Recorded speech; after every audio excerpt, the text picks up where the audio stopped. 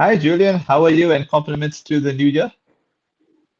Hi there, Siddharth. Thank you. Thank you very much. Yes, and I hope 2026 is going to be good for you. Exciting year ahead. So looking forward to it. Yeah, you too, man. Yeah, and it's awesome to, it's always a pleasure to have you on the live chat and especially to know about your astrology journey because I never knew about that side of you until you told me on WhatsApp, and then I thought it would be nice to get info from you on that. And so to open the questions now is what inspired you to offer astrology horoscope readings as a form of service rather than a commercial product? Well, this service mentality is a natural thing for me. You could say it's in the blood. You know, my family, my parents, and my grandparents were involved in service, medical service, as a nurse or as a masseuse, and also doing electrolysis and other kinds of natural healing services. So, besides that, my main inspiration for offering my knowledge and information as a service rather than purely demanding cash or payment for my services is inspired by my training. Okay. When I was 19, I spent 2 years as a teenager at university studying psychology. And then at 19, I left university and joined a yoga ashram where I trained Wow. for 10 years as a monk, basically Wow. training in yoga and meditation techniques. This was a Brahminical training as a brahmachari in the yoga ashram, studying the Sanskrit texts and the Vedanta philosophy. Waking up at 4 a.m. every morning, 7 days a week, for years on end as a student monk, training in the 2 hours a day meditation, to basically help understand the mind and train the mind and deepen my understanding of consciousness. So that was my real interest and drive. And it was there during that decade as a monk that I learned and refined this attitude of service, which is really important and very valuable to be of service, because my understanding now at this stage of life is that everyone is struggling. Most people are interested in themselves. We worry about our own life, but our circle of Yeah. interest sometimes can expand to our families or our society, our culture. Ultimately, the sense of the self should expand all the way to include the planet, our fellow human beings. So the mood of service was part of my training in my youth, how to be of service and what is the most valuable service I can render in a society to all of the people in the world, not just my immediate family or just my race or my culture or my community, but ultimately the entire planet. That was really my motivation to offer my skills and experience at this stage in life as a service where monetary rewards are not really a priority. I have another source of income. I don't need to make money, but I have a lot Mm. of information that I'd like to share. So, in a mood of service, I'm happy to distribute the information that I've learned over the years. People will benefit tremendously. Wow. For people who may be skeptical of astrology, how do you explain its value in helping individuals gain insight into their personality and life patterns? Astrology is, as we know, not a science, but then neither is psychology a hard science. These are the softer sciences. Psychology and astrology, for example, it may be a fringe science to many people. However, as a monk training in Vedanta and in the Brahminical practice, part of my training also included study of astrology. It's part of the ancient practices of the priesthood in many ancient cultures, not just in the Vedic culture of India, but also in earlier civilizations where astrology and astronomy were intertwined. They were one science.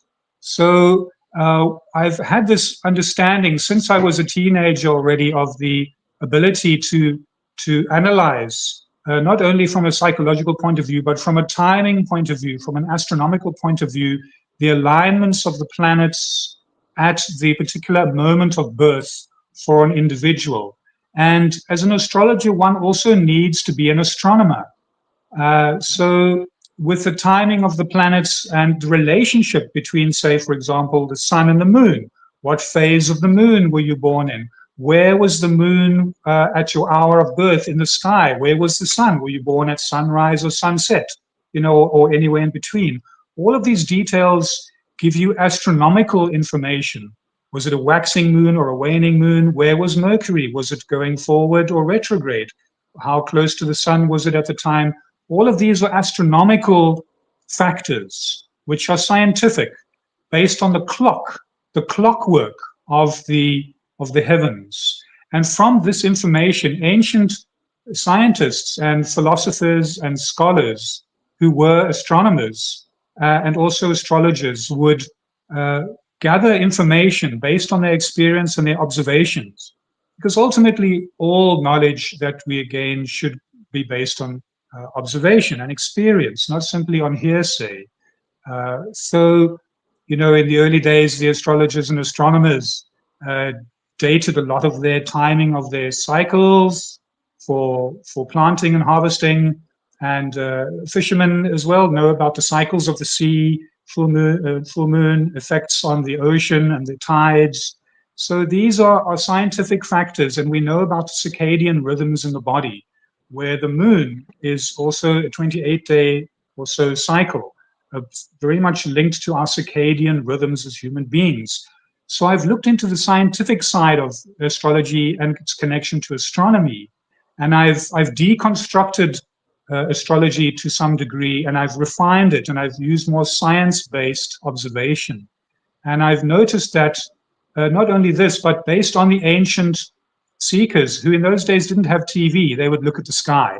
They would have this vast canopy of the sky above their heads and observe the stars and the planets and the constellations and use them for timing and cycles, because they are perfectly predictable, like a clock. So all of this information allows me to ascertain information and points about a personality of a child born at that time, which seem to echo throughout the course of that person's history going forward, throughout the course of their lives and their future, based on that blueprint, that timestamp of the actual birth chart moment. So that's what I'm using, as well as my training in therapy and trying to be of service now by offering some kind of therapeutic approach to understanding the self and the mind and the body as who we are, as a functioning machine, so that we can not only know ourselves, know thyself, as the Greek philosophers were always recommending, but also get the best use of yourself, of this body and mind that you have. So I use astrology in that way, amongst the other tools and the other information that I have, to try to assist people in finding out their challenges in life, and then giving strategies to deal with those challenges, much like a coach, and then helping you target your goal, keep the goal in mind and how to focus on the goal, get the right strategies, and make the best use of your life. And astrology seems to be one of the tools by which one can really gain more insight into the self. So that's why I like to use it. Wow. All right, the live comment question here. This is from Reshika. Dear Julian, thank you for giving back to humanity. From your experience, what was your greatest prediction? I don't have the experience, say, of Nostradamus and so on, but I do like to use some of Nostradamus's techniques.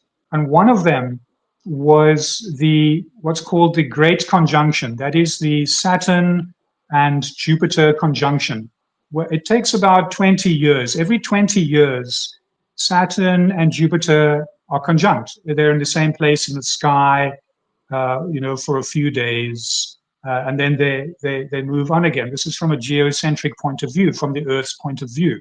an astronomer would be able to look up in the sky and literally see the planet Saturn and Jupiter pretty much aligned in the same place every 20 years.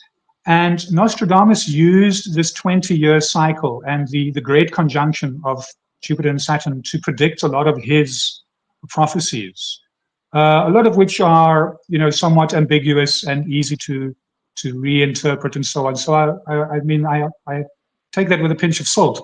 But nevertheless, this conjunction happens every few years. In the 1980, around 2000 AD, and if you remember, there was 9/11 was 2001. There was around 2020. There was, of course, the COVID. So my prediction around 2020 was that there's going to be some great event based on the great conjunction of Saturn and Jupiter, because in 2020, not only was it Saturn and Jupiter, but you had other planets, outer moving planets like Pluto, also in this alignment, which means it wasn't just a 20-year alignment. It was a 250 or 60 odd year type of alignment where you had a triple conjunction, more than just Saturn and Jupiter. There were multiple planets aligned at that time. And when the outer lying planets align like this with the great conjunction of Saturn and Jupiter, you have a huge generational shift in the epoch of history of generations in society on the planet, not just in your personal life, but on a grand collective scale. And 2020 was for me going to be an epic year of a great shift, because it also helps to break down old structures, but then it brings in new structures. Now, I didn't know what was going to happen, that there was going to be a virus, or it was going to be medically based or whatever. But when you have Saturn and Jupiter involved, you know that you have the heads of state and it's a government influenced event that's going to take place. So that's on a collective scale where I saw something really big that was about to manifest. But I still had to ride that wave. It's good to be prepared. You can be forewarned as to be forearmed. And so that often helps even in our personal lives, where if we can see the clock of our lives and understand the timing of cycles, like the Saturn return is every 28 years in your chart. You have a maturing or coming of age around 28. It happens again around 58, 59 years of age, where you enter the final stage of life again. So if you know the chapters of your life, you can be prepared for them and know that there are times of potential change or opportunity or challenge, and be warned and therefore prepared. So knowing the timing of your cycles personally can really influence and help you influence your decisions and help you to be prepared and ride out the storms when they do arrive. Wow. All right. You've made these readings free for those who can't afford them. Why was accessibility and service such an important part of this offering for you? Yes, some people do afford them, and they pay, and they're quite happy to pay for my services. However, at this stage in my life, I've lived a life of contentment. I've been very happy. I've gained a lot of wisdom and information and experience as well through my studies. So I wanted to return to society now, some kind of offering. I'm reaching my final years. I'm about to retire. I'm almost 60. In that sense. Okay. So at this final chapter in my life, I want to now be of service to society. I've done the training and I've spent years in service where, I didn't have any money until the age of 30. I had no money of my own. As a child, I was, at my parents' home. Then I went to university only because I got a government bursary. And then I entered the monastery. And, from the age of 19 to 29, I never earned a salary. Everything I did was voluntary. It was all based on service. And it was austere and it was tough. And you had to really meet a very high standard. But I was able to do that. And then when I left at 29 years old, I only started earning a little bit of money for the first time in my life. So I don't need money to be content. Therefore, I can offer this information. I'm already so content in who I am as an individual that I have a lot to share for the world. And in my final years of retirement now, I'd rather present my experience and information and insights for people who may be struggling, because most people do struggle in their lives, with their emotional lives, with their relationships between their spouses. It can be very challenging. And if you don't know or have much insight into yourself, then getting someone to assist as a coach is far more important for me, to uplift society than to try to profit myself. I've already profited enough, so to speak. So that's really my motivation. I'd rather distribute the knowledge I have for free for those who are interested than keep it hidden. Yeah, that's true. How do you ensure that astrology readings are empowering and reflective rather than something people become overly dependent on?